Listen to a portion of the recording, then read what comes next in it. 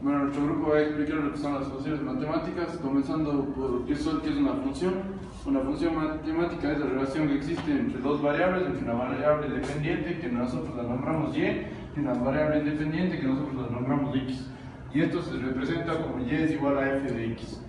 La principal característica de las funciones matemáticas es que para cada valor de x debe existir un valor de y.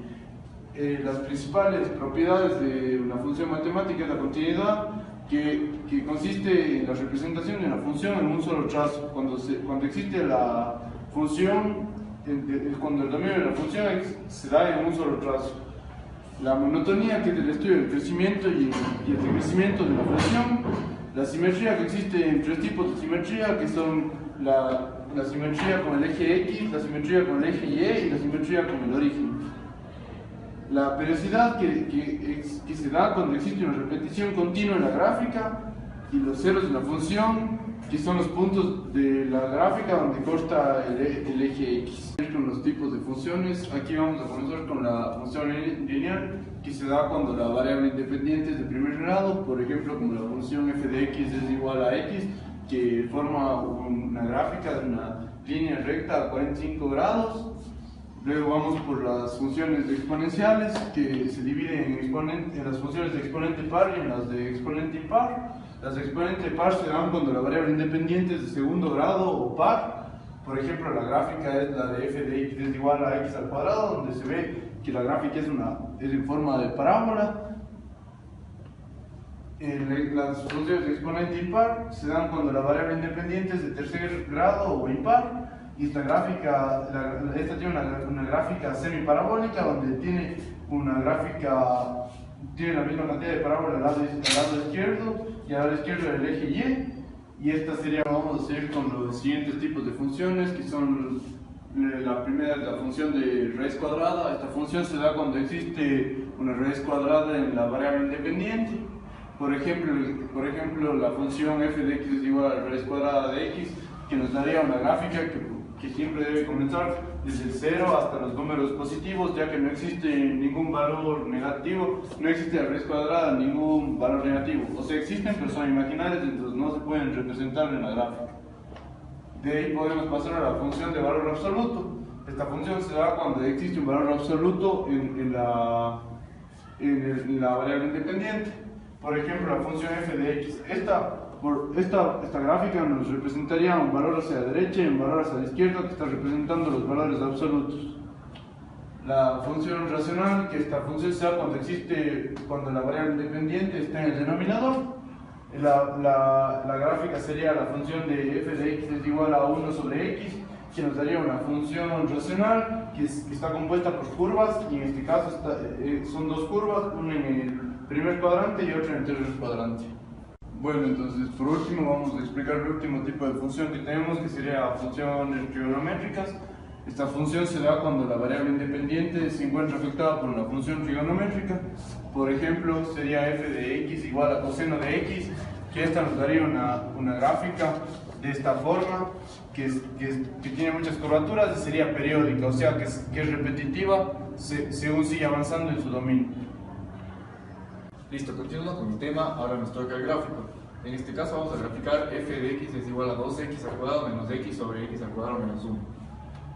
Listo. Al hablar de que son dos exponentes iguales, el uno sea n y el otro sea m, vamos a tener que para las asíntotas va a ver el caso de las horizontales de an sobre am. Bueno, posteriormente vamos a ver eso. Vamos a sacar el dominio. El dominio va a ser todos los números reales de x diferentes de más menos 1, porque si ocupamos el 1 aquí, nos daría el denominador 0, y con menos 1, como al ser elevado al cuadrado, nos daría igual positivo y nos da 0. Listo, el rango en este caso podemos despejarlo de una manera sencilla, es sea f de x y despejando en función de x. Bueno, aquí tenemos los pasos que pasamos del denominador acá multiplicando, y luego despejamos el x. Y como nos quedaría raíz cuadrada, nos quedaría x es igual a la raíz cuadrada de y menos 3 sobre y menos 2, que posteriormente vamos a ver cómo sacamos el rango.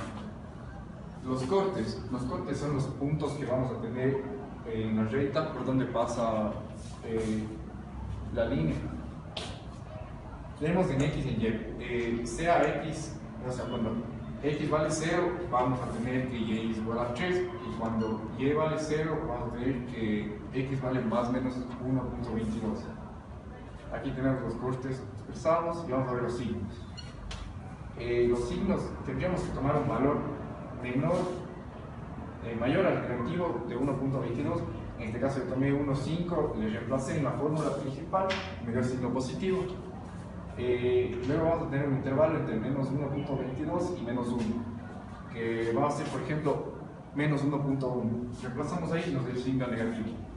Entre menos 1 y más 1, por ejemplo, 0.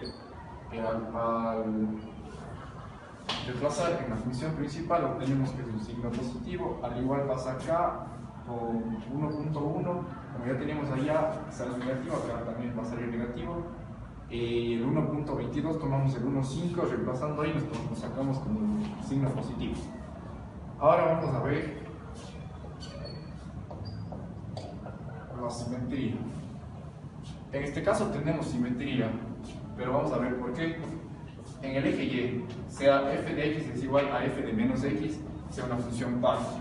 Vamos a ver que reemplazando el menos x en la función principal vamos a tener 2 menos x por menos 3 sobre menos x al cuadrado menos 1. Como cualquier número elevado a la potencia par es positivo, entonces tenemos que la función es la misma. Por lo tanto es una función par que tiene simetría en el eje y. En el eje x vamos a hacer lo mismo donde f de x es igual a menos f de x, sea la función par. Reemplazando menos f de x es igual a menos 2x al cuadrado menos x sobre x al cuadrado menos 1, vamos a ver que aquí no tenemos simetría, por lo tanto no hay simetría en el eje x, es una función impar. Por lo tanto, si no tenemos dos simetrías iguales, tampoco va a haber simetría en el origen. Listo, entonces ahora tenemos las asíntotas. Las asíntotas en el eje vertical tenemos que x es igual a más menos 1, porque es el valor que no permite agregarse como parte del dominio. Por lo tanto sería menos 1 y más 1, donde la línea jamás va a tocar estas dos líneas, sea por el lado que sea. Ahora vamos con las horizontales. En las horizontales hay tres reglas para verificar si existe. Cuando y es igual a n menor a m, siempre va a ser 0. O sea, cuando este exponente sea menor a este, horizontal va a ser 0. O sea, en el eje y. Cuando y es igual a n y este es igual a m, como en el caso que tenemos aquí, porque 2 es igual a 2, solo reemplazamos los valores de a y b. Como aquí tenemos a, b. Cuando donde a vale 2 y b vale 1, entonces por lo tanto sería y es igual a 2 sobre 1 cuando y es igual a 2. Por lo tanto la asíntota horizontal sería y igual a 2. El último caso, y igual a n mayor que m, no existe asíntota en la horizontal y tendríamos que encontrar una asíntota oblicua, sea dividiendo el numerador para el listo. Entonces, vamos a fijarnos de los signos que dice que vamos de positivo a negativo en un intervalo de menos 1.22 a menos 1. O sea, desde menos 1.22 a menos 1. De menos infinito a menos 1.22. Dice que bajamos hasta aquí, hasta el punto de corte, hasta el infinito. Y como esta recta tiende a tocar la recta 1, pero no la hace. Ahora vamos con el más 1.22. Entonces, estamos de que de positivo llega a 1.22. O sea, desde acá hasta el 1.22. Y del 1.22 al más 1, o sea, de aquí a acá, tenemos que va negativo. Entonces, por lo tanto, tiende a esta asíntota en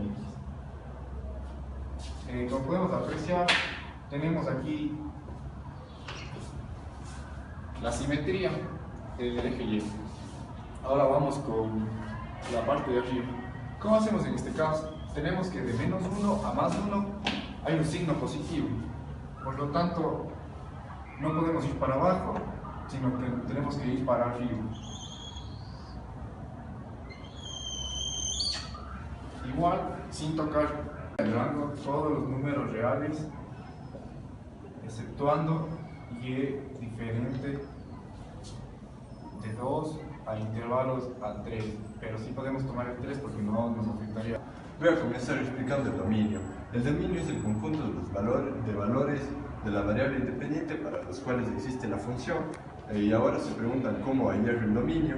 Muy bien, en este ejemplo tenemos la función que y es igual a x sobre x menos 1. Para este caso, el dominio sería todos los números reales de infinito, de menos infinito a más infinito, pero tenemos el denominador. Entonces, nos damos cuenta que si aquí en el denominador x es igual a 1, el denominador quedaría 0. Entonces, en ese caso, el dominio no existiría en el valor 1. Entonces, de menos infinito a más infinito, exceptuando los valores que x es distinto de 1.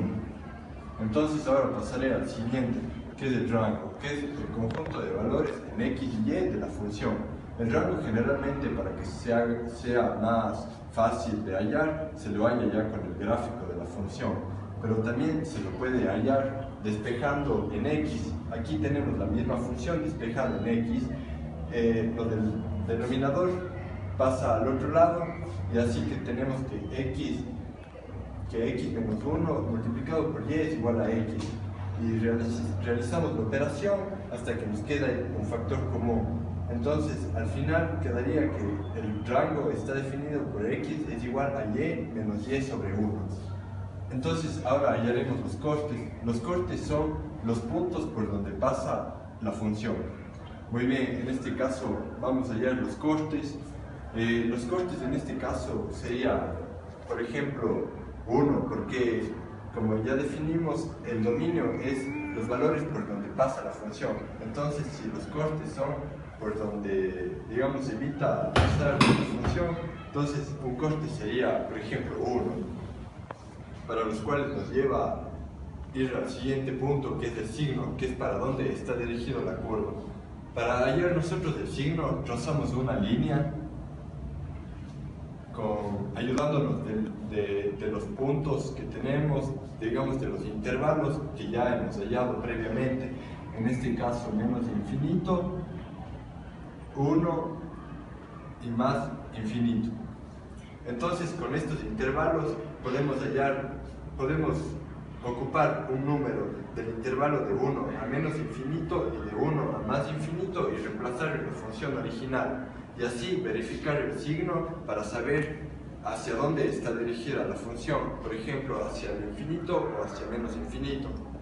Esto nos lleva al siguiente punto, que es la simetría. La simetría se refiere a la igual cantidad de curvas en un mismo lado que en el otro. Como por ejemplo aquí, dibujamos un plano. La cantidad de curvas en el lado izquierdo tiene que ser la misma en el lado derecho para que sea simétricamente correcta la función. La simetría se divide en la simetría en el eje X, en el eje Y y en el origen. Para hallar la simetría en el eje X, se reemplaza en la función X por menos X. Si la función original es igual a la reemplazada con menos X, esto nos dice que hay simetría en X, y en cambio para la simetría en Y se iguala a 0, o también acá el eje Y, si es par, la función en X tiene que ser igual a la función en menos X. Entonces, si tenemos simetría en X y en Y, esto nos quiere decir que hay simetría en el origen, es decir, como ya dije, que tiene la misma cantidad de curvas en el un lado que en el otro. Ahora pasaré a explicar las asíntotas. Las asíntotas son las rectas imaginarias por donde no pasa la recta, es decir, es una recta imaginaria por donde nunca va a cortar la recta. Se divide en verticales, horizontales y oblicuas. La vertical ya la hallamos, en este caso sería 1, y las horizontales tienen como estas condiciones.